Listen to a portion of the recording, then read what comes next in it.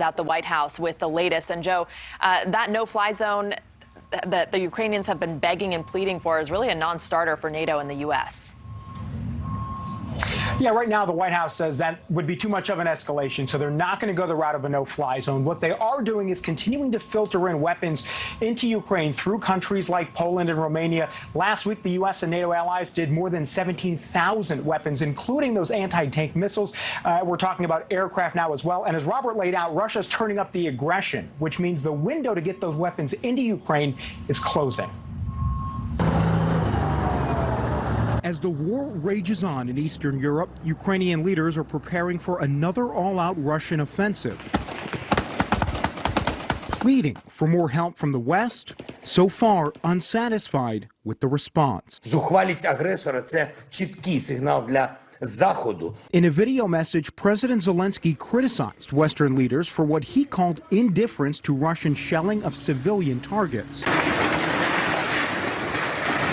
Speaking to the entire U.S. Senate over the weekend, Zelensky asked directly for more planes and drones, more lethal aid, a ban on all Russian oil and gas, and to establish a no-fly zone over Ukraine. If I were in his shoes, I'd be asking and looking for everything possible from everyone. Sunday, Secretary of State Antony Blinken took a no-fly zone off the negotiating table, saying it would require the U.S. to shoot down Russian planes, leading effectively to World War III. The president also has a responsibility to not get us into a direct conflict, a direct war with Russia, a nuclear power, and risk a war that expands even beyond Ukraine.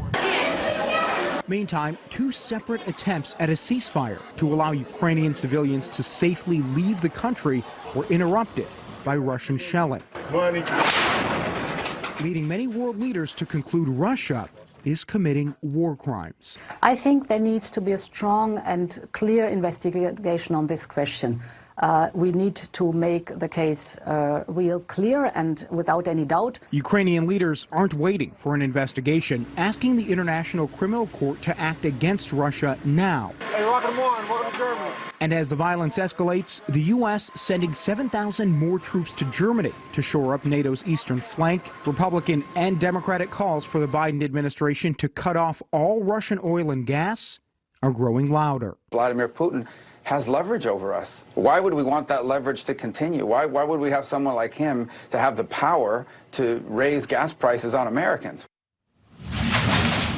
Now, Secretary of State Blinken has made clear that the U.S. is not going to move forward with an all-out ban on Russian oil and gas until and unless our European partners and our NATO allies do the same.